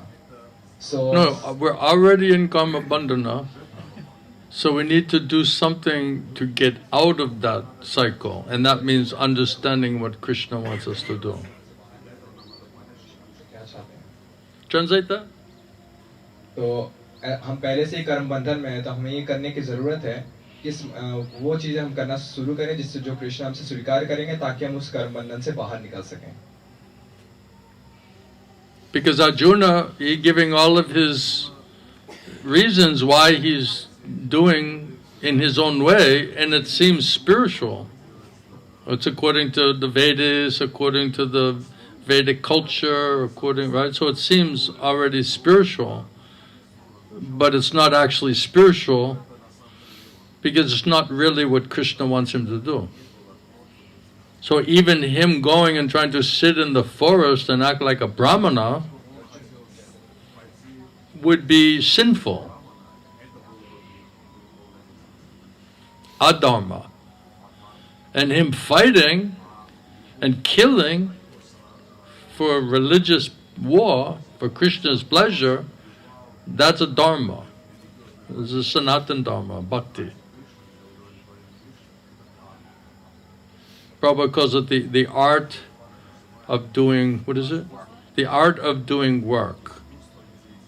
One time I went to the school here, a few years back, and one Maharaj, he was giving class on karma bandhana. And he was just talking about just how to work really good, like whatever your occupation is. And he was just literally talking about karma, like how to do good karma. And Prabhupada says that it's, no, karma means action, activity, right, in Krishna consciousness for the pleasure of Krishna. They're not the materialistic karma.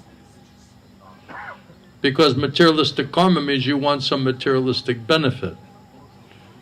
This is how do you work according to your psychophysical nature, whereby your work and your service is being accepted by Krishna,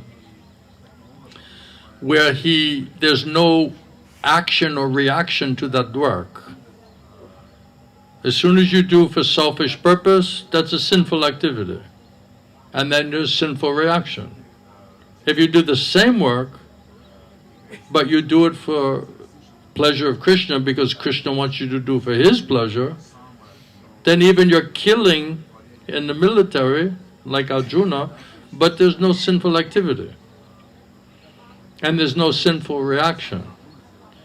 So that's why it's so important, if we want to get out of this action, reaction, sin, sinful reaction, the only way out of that is to get a service directly from Krishna, because Krishna will be connected to you through that service. And without that connection, there's no purification and there's no liberation and elevation to get freed from this karmic reaction, action and reaction.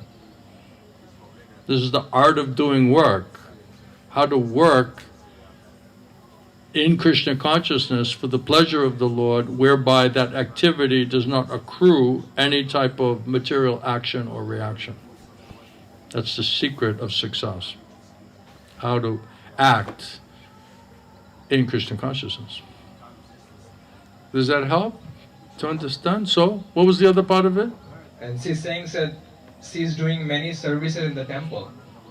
So how does she know that whether these services will be accepted by Krishna and will not bind her in accepting? But if you're living in the ashram and there's different services within the ashram, and the spiritual master asks that while you're living and serving in that ashram, there'll be different services that you can do that will help take care of the ashram, take care of the devotees, create a place and a facility for new souls who come because of book distribution or Harinam. So spiritual master is saying that you just work, have ishtagosti with devotees, and try to give some different responsibilities to different devotees to see if they can handle that, if they can take responsibility, and then give them more and more seva accordingly. So the spiritual master is telling, the spiritual master is not there to say, well, I want you to cut potatoes today and not carrots, That's kind of crazy, right? So the spiritual master is saying, okay, you're in the temple, hear and chant, go on Harinam, do book distribution, do prasadam distribution, and then some other thing you can do in the ashram, in the kitchen, in the cleaning, in the preaching, just play your part within the organization of that temple management structure. So that's legitimate, specific instruction. And you should have faith that if you do that sincerely, not grumbling and complaining, not throwing the pots and pans around. I had one devotee when my first seva was to scrub the pots in the kitchen, the big pots. And I was happy because I left my job, I got out of school, and I'm like washing pots in the Kṛṣṇa temple. I was like blissing out. And then one old man, he was cleaning the pots, and he was just throwing these pots like they're bouncing off the wall. And he was like so angry, So that's not like a pleasing devotional service, I don't think Krishna is like liking his pots to be thrown off of the wall or the floor because you don't like doing that seva. So it's supposed to be done, pleasingly, without grumbling and complaining. Right? If Krishna convinced you, then where's grumbling and complaining? Then you'll just be like, okay, Krishna, please give me strength, intelligence, ability to execute this service, so I can be successful, so you'll be pleased with my seva, accept my seva. No grumbling and complaining. If you know that came from Krishna, why you're grumbling and complaining? And then you're going to offer that to Krishna and just make a intellectual adjustment. Oh, I offered that with loving devotion. And then he accepted it, and then I went back to grumbling and complaining and doing politics and, finding fault and judging everyone and doing politics and power politics in the temple. That's not going to work like that. Does it sound controversial, what I'm saying? Is it like a practical? I think it's practical. And it's philosophically correct as well. It should be both.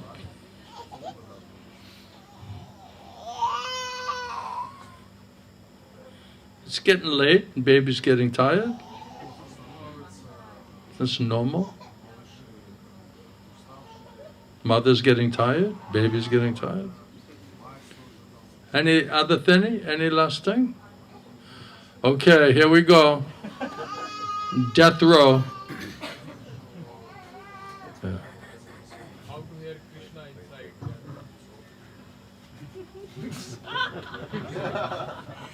Ask him. He knows about Chaitaguru Paramatma. He found out from his sister and his mother. He'll give you fantastic advice.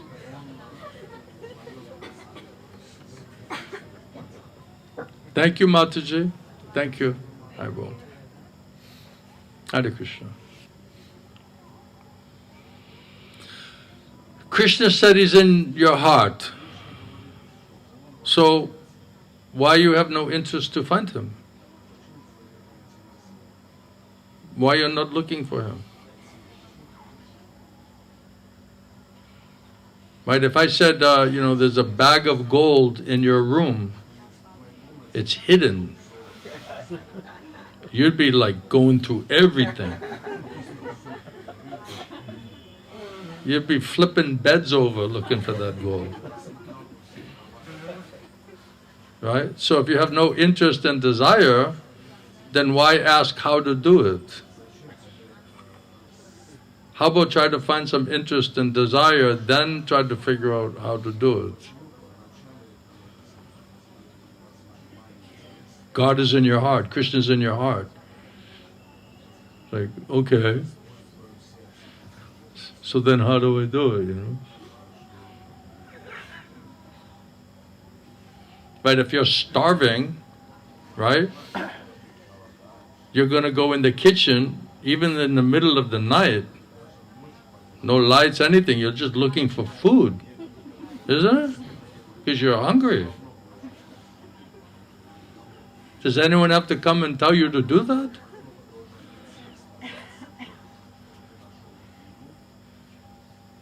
So, little common sense is also required.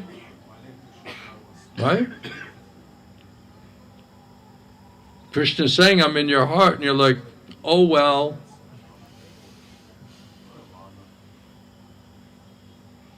Are we trying to find Krishna? It says if you take one step to Krishna, he'll take 10 steps towards you. So we have to ask ourselves, do we feel like Krishna is taking 10 steps towards us? So have we actually taken really any steps towards Krishna? Are we really looking for Krishna? Are we eager to hear from Krishna? Oh, I'm just trying to find out what God wants me to do. I'm so confused, it's so confusing, I'm asking everybody. It seems so bewildering, I don't know what God wants me to do. And then I said, well, did you ask him?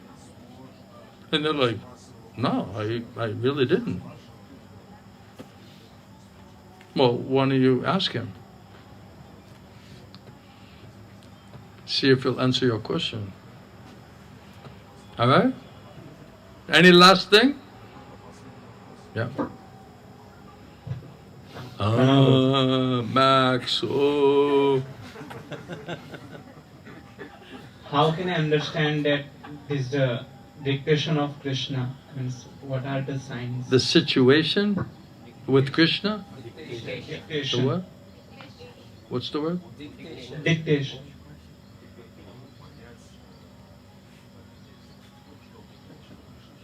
Well, how could he understand what was the dictation of Kṛṣṇa? If Kṛṣṇa dictates something to your soul, wouldn't he be able to convince you what is that dictation? So if we're not hearing any dictation, that means we're not really asking for any dictation. We're not prepared to hear a dictation. Right? Kṛṣṇa, like I started off, Kṛṣṇa was not preaching to Arjuna. He's not giving him any dictation. He waited till Arjuna surrendered, then he dictated to him. Then he explained everything to him. So that's why I say, if Kṛṣṇa convinces you, can't Kṛṣṇa convince anybody except Max?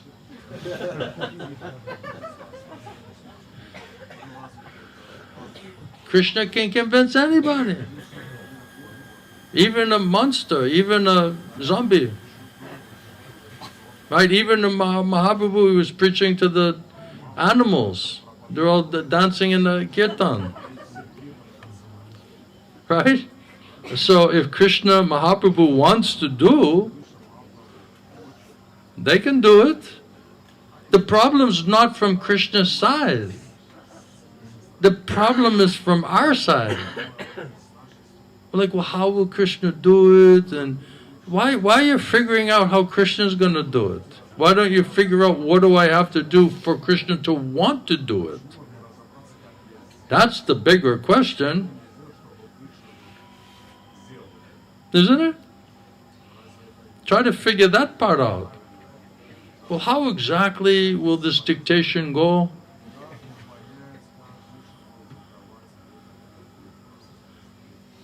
Kṛṣṇa, if you want to know, Kṛṣṇa will give you intelligence and faith in an undeniable way. And once you hear that truth, wherever you hear that truth, you'll know Kṛṣṇa's there. Until that point comes, means we have to become qualified.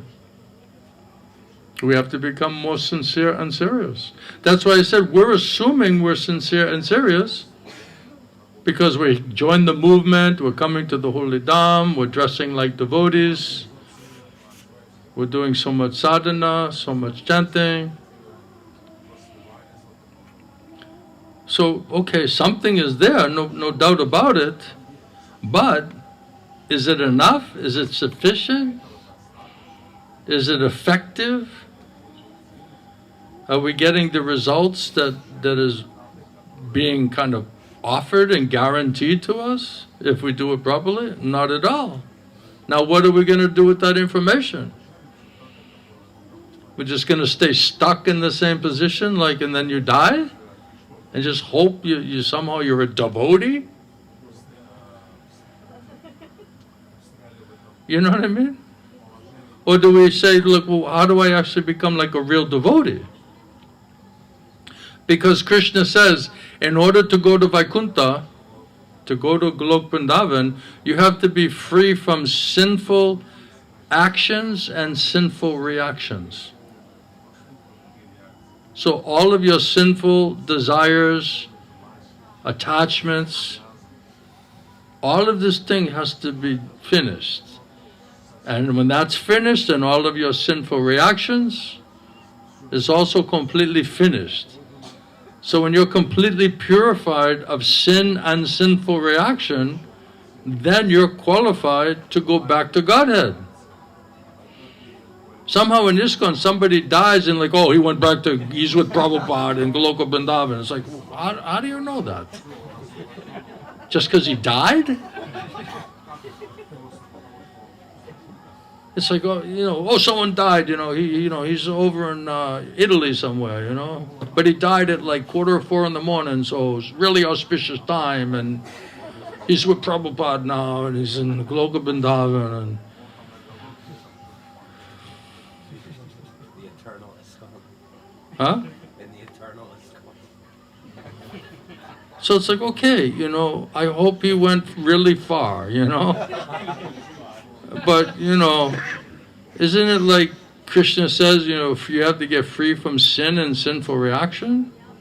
Isn't the whole process of purification how to get free from sinful activity and sinful reaction and sinful attachments?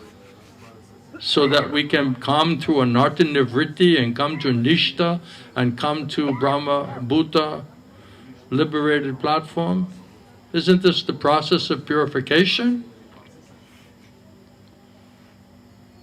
So if we're not doing that work seriously, then are we really devotee? We're devotees. Prabhupada said we're pure devotees. Well, he might have been encouraging, but what is the definition of Shuddha Bhakta?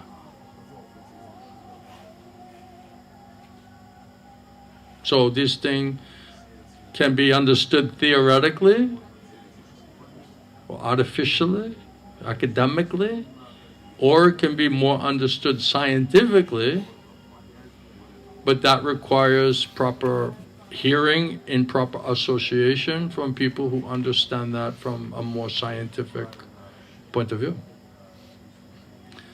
and realization. Is that all right? Is that good? So we have to convince ourselves. Otherwise, how we're going to convince Kṛṣṇa? So we're doubting ourselves, we're doubting Kṛṣṇa, and we're like, what is Kṛṣṇa trying to say here? How are you going to understand it? You'll only understand it from a three-dimensional, faulty point of view, platform. It will not be sufficient. Any last thing? Max is back. He needs a mic. He needs to be heard. He needs to be heard. We need to be heard. Ah, rah.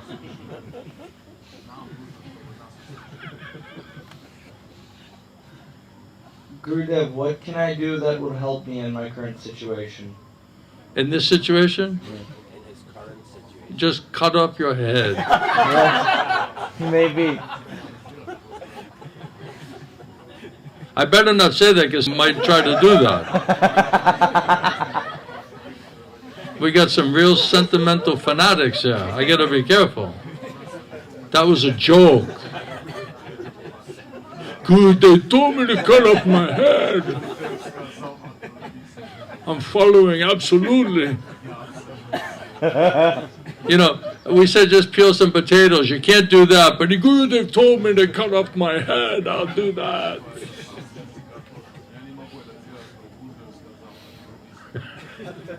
Don't be a fanatic. I'm not telling anyone to blindly accept me.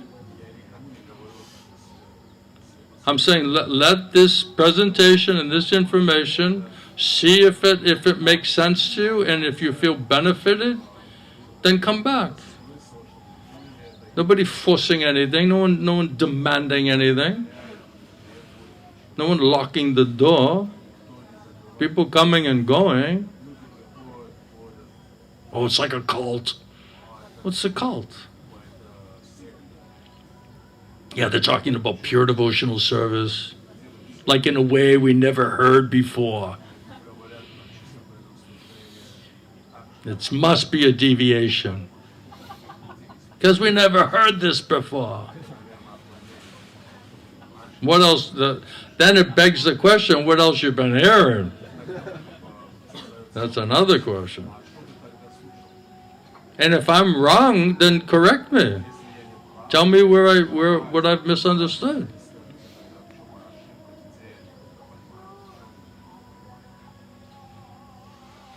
Gurudev, is there any service I can do that Kṛṣṇa would accept?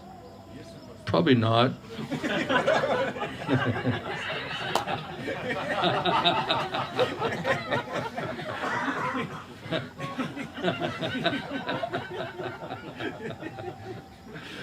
We don't actually practice this beforehand.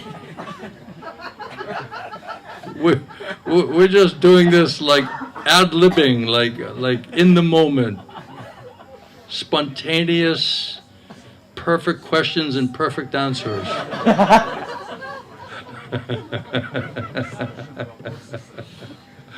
Oh, Kṛṣṇa. All right, any last burning thing besides Max? What, Max? Come on, Max. Okay, I just want to make sure I understood.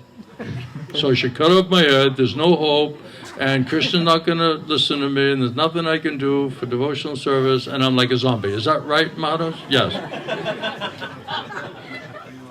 And don't be a fanatic. But just follow everything I said, but don't be a fanatic. Yeah. And then I'll go back to Godhead? Eventually. Soon. One of these lives. So there's hope? Not really.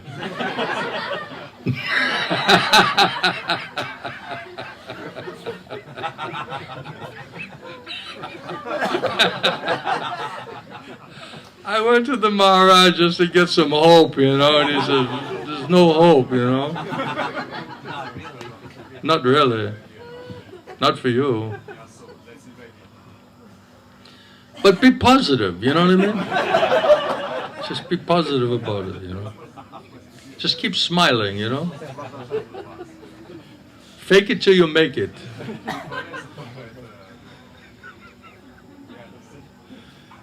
All right, we good?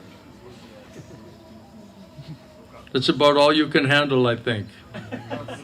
I don't want to kill the patient, you know what I mean?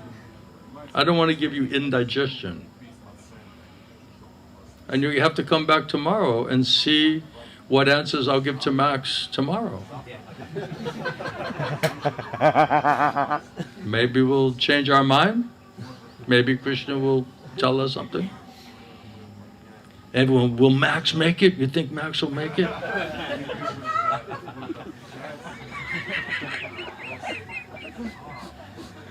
Let's take a survey, How many think Max is going to make it? How many people think Max is going to make it? Anybody? You got a few admirers, Yeah, he agrees back there. Not big numbers, but, something. Not big numbers.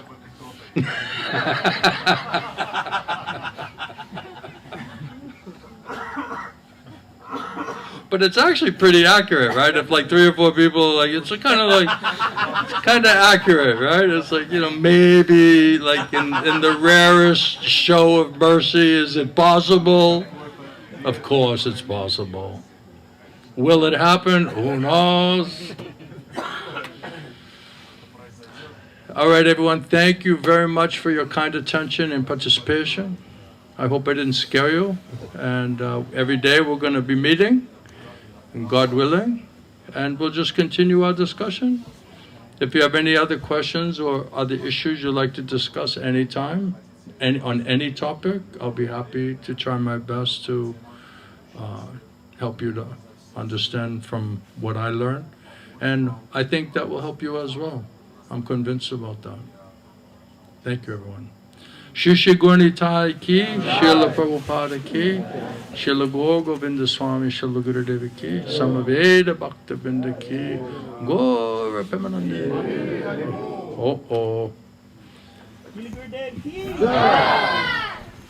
We have cookies. I call him the cookie monster.